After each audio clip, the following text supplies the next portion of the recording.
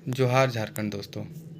मैं light Yagami एक बार फिर से आप सभी का आपके अपने यूट्यूब चैनल पे स्वागत करता हूं। दोस्तों, जैसे कि पिछले सभी वीडियो के माध्यम से और इस वीडियो के माध्यम से भी आप सभी को ये मैसेज दिया जा रहा है कि हमारा एक टेलीग्राम ग्रुप है जिसका नाम है कंडक्ट जेएसएससी सीजीएल री एग्ज़ाम ग्रुप। उसका लिंक जो है डिस्क्रिप्शन में हमेशा की तरह मेंशन कर दिया जा रहा है, जिसके माध्यम से आप उस ग्रुप से जुड़ सकते हैं। और उसके अलावा ये जो यूट्यूब चैनल है जिस पे आप ये वीडियो देख रहे हैं, ये दोनों मिलके एग्ज़ाम को लेके सीजीएल के री एग्ज़ाम को लेके हर संभव कोशिश किए जा रहा है कि जल्द से जल्द हम लोग एग्ज़ाम करा लें। और एग्ज़ाम कराने के साथ साथ जो पूरा प्रोसेस है, यानी कि ज्वाइनिंग, डीवी, रिज़ल्ट का जो प्रकाशन करना हो गया, सब कुछ हम लोग कोशिश कर रहे हैं कि अपने एक निश्चित समय में हो जाए, ताकि 2024 में ही, यानी कि विधानसभा के आचार संहिता लगने से पहले पहले हम सभी को, जो भी उस एग्ज़ाम में मेरिटियस होंगे, जो उस एग्ज़ाम को निकालने के योग्य होंगे, कम से कम उनका इसमें सीजीएल में नौकरी ज़रूर हो जाए। ये हम लोग हर प्रयास कर रहे हैं। और आप सभी से ये हाथ जोड़ के मेरा ये निवेदन होगा कि आप सभी भी अपने स्तर से जो भी हर संभव प्रयास हो सके वो आप लोग करें, क्योंकि आपको अच्छे से मालूम है कि अभी फ़िलहाल जो है हम स्टूडेंट्स को एक साथ मिल के एकत्रित होना पड़ेगा, तभी जाके हमारे साथ टीचर्स जुड़ेंगे। और इसके लिए हम सभी को मिल के काम करना पड़ेगा। ठीक है, ये तो हो गया आपका मैसेज जो आपको देना था। अगर हो सके तो आप लोग इस टेलीग्राम चैनल को ज्वाइन कर लें, और इसके साथ साथ ये जो यूट्यूब चैनल है जो कि उसी ग्रुप का एक हिस्सा है, आप लोग इस चैनल को भी आप लोग सपोर्ट करें, ताकि इस यूट्यूब चैनल का रीच बढ़ सके और सारे जो सीरियस कैंडिडेट्स हैं सीजीएल के, उन तक ये हमारा जो मैसेज होता है, जो कुछ भी हम लोग देना चाहते हैं, वो पहुंच सके। अब आपको एक बात बता दें कि जो टेलीग्राम में हम लोग का जो एक रखे थे ट्विटर कैंपेन, वो बहुत सफल हो गया। आपको अभी तक से ये पता चल ही चुका होगा। बहुत सारे डिजिटल मीडिया में और यहाँ तक कि प्रिंट मीडिया में भी हमारे जो ट्विटर कैंपेन हुआ था उसको रिपोर्ट किया गया, उसको अच्छे से लिखा गया है। और बहुत जगह पे जहाँ पे हम लोग ये मैसेज पहुँचाना चाह रहे थे साइलेंटली, वो बहुत जगह पे वो मैसेज पहुँच चुकी है। आप सभी को मतलब इस बात के लिए बहुत बहुत शुभकामनाएं देना चाहूँगा, आप सभी का धन्यवाद करना चाहूँगा। और आपको एक ख़ास बात बता दूं कि ये जो एग्ज़ाम है जिसको लेके सबसे ज़्यादा जो एक मतलब पॉलिटिकल पार्टी है जो इस एग्ज़ाम को लेके काम करना चाहती है, पिछले बार भी कर रही थी, उन तक ये मैसेज इस बार साफ साफ चला गया है और वो कहीं ना कहीं अपने स्तर से एक्टिव हो चुके हैं। अब ज़्यादा खुल के इसके बारे में डिटेल में नहीं बता सकते हैं, लेकिन आपको हम ये बस अभी बता सकते हैं फ़िलहाल। ठीक है, उसके साथ साथ हम लोग जो 11 तारीख को प्रोटेस्ट कर रहे हैं, उस पे आप सभी का ज़्यादा से ज़्यादा नंबर में उपस्थिति होने का अब तो खासकर आज का जो हम न्यूज़ दे रहे हैं इसके बाद और भी ज़्यादा ज़रूरी हो गया उपस्थित होने का। क्यों, ये भी हम बता दे रहे हैं। ऐसा है कि 8 तारीख, मतलब सुनने में आया अभी तक से जो मिल पा रहा है सोर्सेज के थ्रू न्यूज़, वो यही है कि 8 तारीख को एक कमेटी बनाई जाएगी जो कि स्पेशली सीजीएल के लिए ही कमेटी बनेगी। शायद हम ये भी कह सकते हैं, हो सकता है ये ऐसा हो रहा है कि ये जो हम लोग ट्विटर कैंपेन किए थे उसका ही शायद ये नतीजा शायद निकल रहा है, हो रहा है, या पहले से था, ये इस बारे में हम श्योर आपको नहीं बता सकते हैं। लेकिन एक कमेटी बनने जा रही है 8 तारीख है उसके आसपास, जिसमें कि कार्मिक विभाग के कुछ अफसर होंगे, जेएसएससी के कुछ होंगे, और बाकी शायद जो और भी जो इसके बारे में मतलब डिटेल नहीं पता कि मेंबर्स कौन कौन होंगे, लेकिन एक कमेटी बन रही है। और जिनका मेन जो काम होगा वो यही होगा कि सीजीएल एग्ज़ाम को लेके, क्योंकि ये आपको पता ही है कि ये सबसे बड़ा सिरदर्द बना हुआ है, चाहे आयोग हो चाहे वो सरकार हो, सबके लिए सबसे बड़ा सिरदर्द यही बना हुआ है कि सीजीएल के एग्ज़ाम को कैसे लिया जाए, किस तरीके से लिया जाए कि ये बिना किसी तरह का छीछा दर के पूरा हो जाए और अपना मतलब कि अंतिम पड़ाव तक पहुंच जाए बिना किसी तरह का छीछा लेदर के। उसके लिए एक कमेटी बन रही है, और उस कमेटी का संगठन करने में मेरे ख्याल से वो जो कमेटी है वो 8, जब जो न्यूज़ मिल रहा है कि वो 8 तारीख को बन रही है। उसके आगे जो भी होगा आप सभी को और अपडेट किया ही जाएगा। और उस कमेटी का जो फाइनल रिपोर्ट होगा वो शायद 16 तारीख को जमा होगी। और उस कमेटी में जो रिपोर्ट होगी उसमें यही होगा कि एग्ज़ाम को लेके जो भी तरह का रूपरेखा होगा, यानी कि एग्ज़ाम कब होना चाहिए, किस तरह से होना चाहिए, कितने शिफ्ट में होना चाहिए, कहाँ कहाँ सेंटर होना चाहिए, और सेंटर कितने कितने दूर होना चाहिए, किस तरह का प्रखंड में होगा, ब्लॉक लेवल पे होगा, किस तरह से होगा, वो चीज़ भी वहाँ पे देखा जाएगा।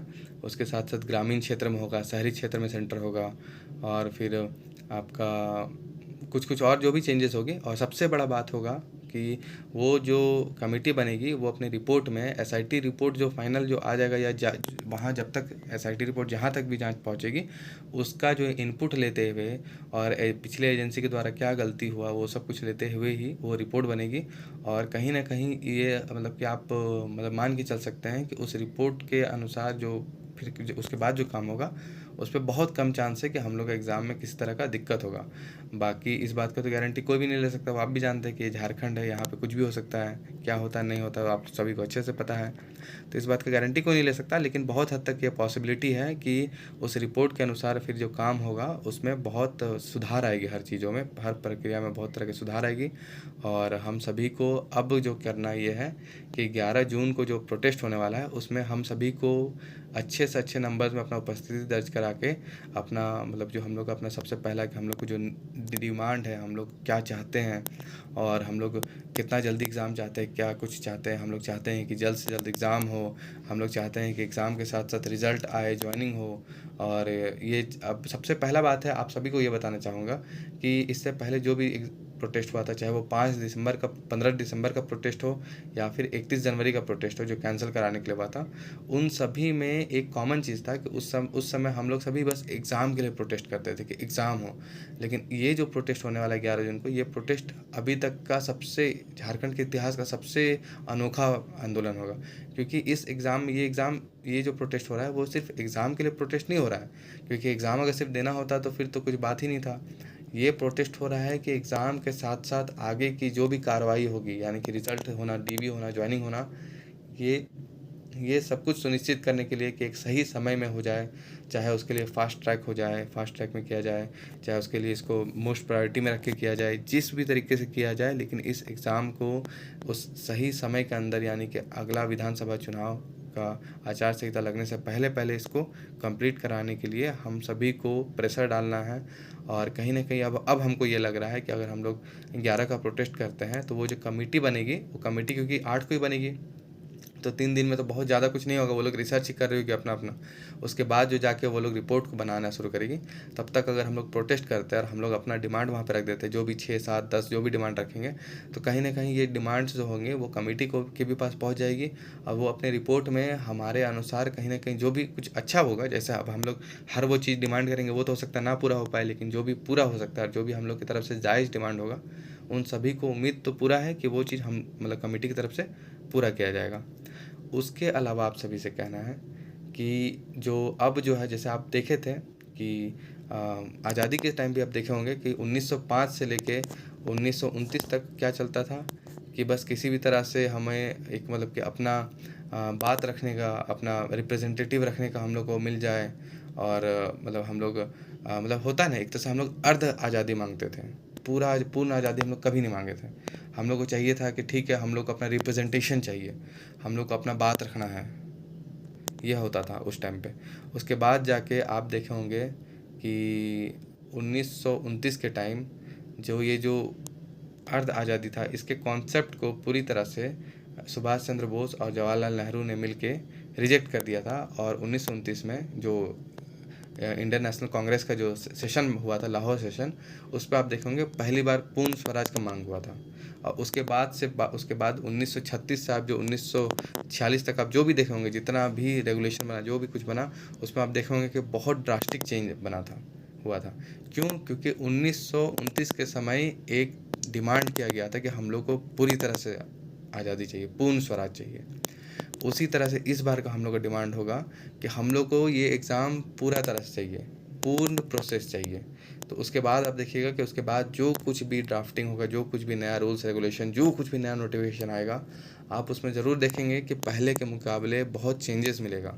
और ये चेंज तभी मिलेगा, ये आपको बदलाव तब मिलेगा जब हम लोग अपना बात को प्रखर रूप से सबके सामने रखेंगे। और ये भी तभी जाके होगा जब हम लोग वहाँ पे नंबर्स में आएंगे, और नंबर्स के लिए आप सभी को आना बहुत ज़रूरी है। एक बात और आप सभी को बता दें कि क्योंकि जैसे कि आप जान रहे हैं कि 11 जून गर्मी का टाइम रहेगा, वहाँ पे सभी लोगों को कुछ रहे चाहे नहीं रहे, भरपूर मात्रा में पानी का रहना बहुत आवश्यकता है। उसके साथ साथ हम लोग और भी देखेंगे, जो कुछ भी हम लोग के बजट के अनुसार जो कुछ भी वहाँ पे हो पाए सभी की सुविधा के लिए, वो सब कुछ हम लोग वहाँ पे मुहैया कराने की कोशिश करेंगे।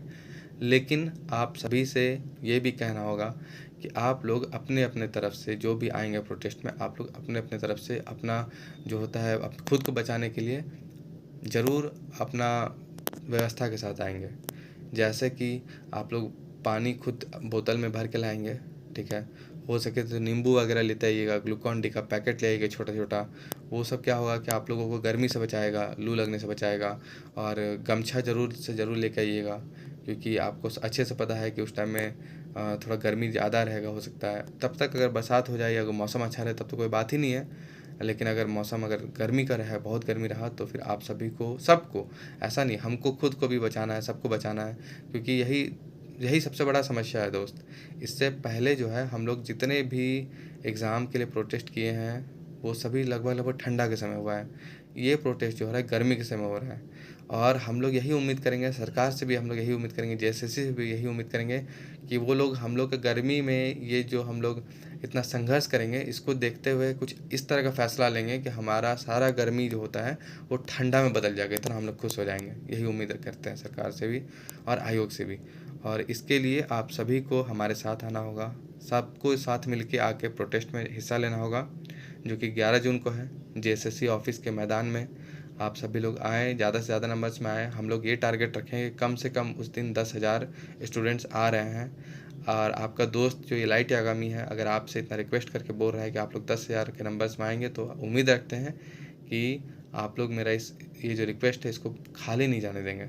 बहुत बहुत रिक्वेस्ट करके आप सभी को बोल रहे हैं कि आप लोग खुद से जितना हो सके उतना ज़्यादा से ज़्यादा नंबर्स में आइए। अच्छा, एक और चीज़ आप सभी को बताना चाहेंगे कि आप लोग देख रहे होंगे कि बहुत सारे यहाँ पे झारखंड में कथाकथित यूट्यूबर्स हैं, बहुत सारे ऐसे हैं जो लोग आपको बस खाली गुमराह करने में लगे हुए हैं। कोई बोलते हैं ये महीना में होगा, कोई बोलते हैं वो महीना में होगा, कोई बोलते हैं एग्ज़ाम नहीं होगा, कोई बोलते हैं हो सकता है हो। देखिए, एक बात आपको एकदम जाहिर सा बात बता दे रहे हैं कि अगर हम लोग प्रोटेस्ट नहीं करेंगे ना, तो सच में एग्ज़ाम क्या होगा, नहीं होगा, कब होगा, उसका कुछ ठीक ठिकाना नहीं है। हम आपको जिस तरह से बताए हुए भी हैं कि सितंबर महीना में एग्ज़ाम होने का लग रहा है, तो हो सकता है उसी महीना में एग्ज़ाम होगा। और दूसरा कि एग्ज़ाम के बाद हो सकता है रिज़ल्ट नहीं आएगा, जो कि पिछले बार भी 2019 के समय एक्साइज कांस्टेबल और स्पेशल ब्रांच कांस्टेबल के साथ हुआ था। सेम टू सेम डिट्टो वही चीज़ होते हुए दिख रहा है, ठीक है।